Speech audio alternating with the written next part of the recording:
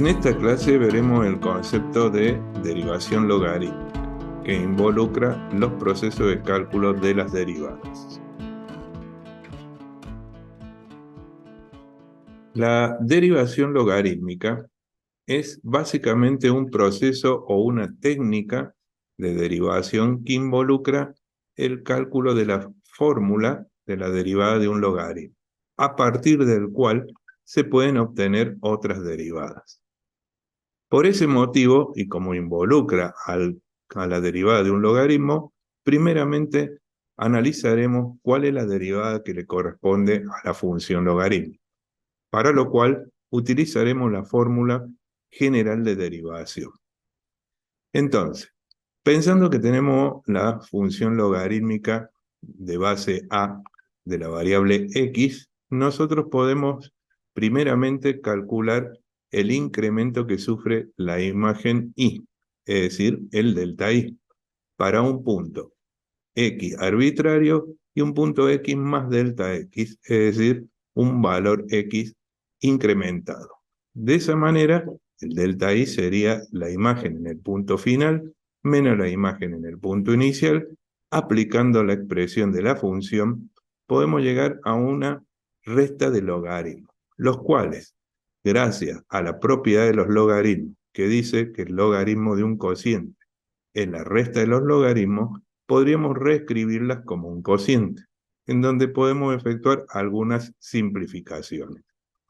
Finalmente, una vez obtenido el valor de delta i o la expresión correspondiente al delta i, podemos escribir el denominado cociente incremental, es decir, delta i sobre delta x, y expresar este cociente función de los elementos obtenidos anteriormente. Finalmente, podemos entonces calcular el valor del logaritmo del cociente incremental reacomodando algunas de las expresiones. Fundamentalmente en el numerador multiplicaremos y dividiremos por x de tal manera de aislar un factor con el objetivo de considerarlo un exponente. Una vez hecho esto, tenemos entonces una expresión que nos permite aplicar la denominada fórmula general de derivación, es decir, tomar límite para delta x que tiende a 0. Si tomamos el límite para delta x que tiende a 0 y reorganizamos la expresión, podemos hacer uso de la propiedad que dice que el límite de un logaritmo es el logaritmo del límite, con lo cual podemos transponer las operaciones y podemos sacar el factor común 1 sobre x, dado que la variable, de acuerdo al límite, sería delta x y no x, por lo cual 1 sobre x se constituye en un elemento constante. De esta forma, entonces, podemos comparar el límite que nosotros estudiamos con un límite notable, es decir, uno de estos límites cuya solución conocíamos y que estaban disponibles en la denominada fórmula o tabla de límites notables. En esa fórmula podemos comparar que estructuralmente estos límites son equivalentes, dado que se parece mucho a la fórmula en donde aparece un 1 más un factor k por x elevado a un factor q dividido x, cuya solución es e a la k por q. En nuestro caso, comparativamente, podríamos decir que el factor k es en realidad 1 sobre x y el factor q es en realidad x. Recordemos que tanto k como q son elementos constantes. Y de hecho, en este caso también lo son, dado que la variable no es x, sino, como hemos mencionado, delta x. Hecho esto, no hay problema entonces en asignarle al límite que representa la derivada la solución que la tabla de límites notables me indica. Entonces, encontrada la compatibilidad estructural con el límite notable, podemos decir que la solución sería el número e elevado a la k por q. Si ahora reemplazamos a reemplazamos en esta expresión e elevado a la k por q por las igualdades antes mencionadas, es decir, que k sea 1 sobre x y q x, nos queda finalmente el valor de e. con lo cual hemos obtenido la derivada de una función logarítmica de base A y argumento X. Esta fórmula, que es la derivada del logaritmo, puede, digamos, mejorarse si en lugar de tomar un logaritmo de base arbitraria A, tomamos el logaritmo de base E, ¿sí? Conocido como logaritmo euleriano, dado que E es el número de Euler, o logaritmo natural. Si nosotros hacemos esa sustitución en la fórmula obtenida anteriormente, que teníamos el logaritmo base A de E, ahora tenemos el logaritmo base E de E, cuyo resultado sería 1, con lo cual la fórmula es mucho más simple. Ahora bien, si analizamos un poco más en detalle esta nueva expresión, nos damos cuenta que si yo derivo el denominador de esta fracción, es decir, x, obtengo como derivada el valor 1, lo cual significa que lo podríamos generalizar a expresiones más complejas, es decir, donde el logaritmo neperiano o natural no sea de x, sino de una fórmula cualquiera de variable x. La derivada se transformaría en la derivada del argumento sobre el argumento, que constituiría la fórmula más general aplicable a logaritmos de base E. Una vez que hemos obtenido entonces la denominada derivada de un logaritmo, vamos a ahondar en lo que nosotros denominamos proceso de derivación logarítmica. Como dijimos, este proceso consiste en utilizar la derivada del logaritmo para el cálculo de otras derivadas. Supongamos entonces tener una función cualquiera f de x y tener el objetivo de calcular su derivada. Una posibilidad de llegar a un resultado sería tomar logaritmo a ambos lados del signo igual. Una vez que tomamos logaritmo a ambos lados del signo igual, yo podría aplicar la derivada del logaritmo a ambos elementos, de tal manera que a la izquierda tendríamos y' sobre i, la derivada del argumento sobre el argumento, y a la derecha la derivada de f' sobre f de x, es decir, la derivada del argumento sobre el argumento.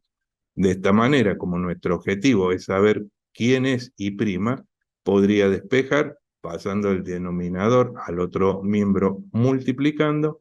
y dado que y es en realidad f de x, se podrían simplificar, con lo cual de esta manera yo puedo definir un procedimiento mediante el cual es posible calcular la derivada de cualquier función de variable x. Veamos algunos ejemplos de aplicación de este proceso para entender su mecánica, para lo cual recurriremos a ejemplos en los cuales es conocida la derivada. Así, si por ejemplo nosotros queremos calcular la derivada de un producto de funciones, nosotros sabemos que y será f de x por g de x, donde f de x y g de x son cualquier expresión. Ahora bien, tomamos logaritmo, como dijimos, a ambos lados del signo igual, de tal manera que en el lado derecho puedo aplicar una propiedad del logaritmo que dice que el logaritmo de un producto es la suma de los logaritmos. Una vez efectuada esta propiedad, puedo aplicar la derivación del lado izquierdo y del lado derecho, teniendo en cuenta que del lado derecho tenemos la derivada de una suma, por lo cual será la suma de las derivadas, y si hago el cálculo entonces de las derivadas individuales, me quedará una operación entre fracciones igual a una fracción. Nuevamente, como dijimos recién, podemos operar del lado derecho, sacamos factor común y operamos la suma de fracciones, y del lado izquierdo pasamos el denominador multiplicado. Una vez que hemos hecho esto, podemos ver que se puede simplificar el denominador común con el valor de i, es decir, f de x por g de x, con lo cual la derivada final del producto de funciones sería la fórmula ya conocida. Derivada del primer factor por el segundo sin derivar, más derivada del segundo factor por el primero sin derivar. Es decir, hemos obtenido la fórmula que nosotros ya conocemos para la derivada de una pero de un producto de funciones a través de esta mecánica conocida como derivación logarítmica. En realidad, la aplicación real de la derivación logarítmica se suele visualizar de manera más concreta cuando uno piensa en las funciones exponenciales, donde para poder hacer la derivación necesitaría poder bajar el exponente a un nivel donde sea operable por fórmulas conocidas. Vale decir,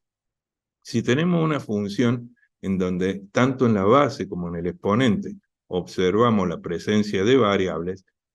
podemos aplicar el proceso de derivación logarítmica tomando logaritmo a ambos lados del signo igual. Una vez hecho eso, podemos hacer uso de la propiedad del logaritmo que me permite bajar el exponente, dado que el logaritmo de una potencia es el exponente por el logaritmo de la base,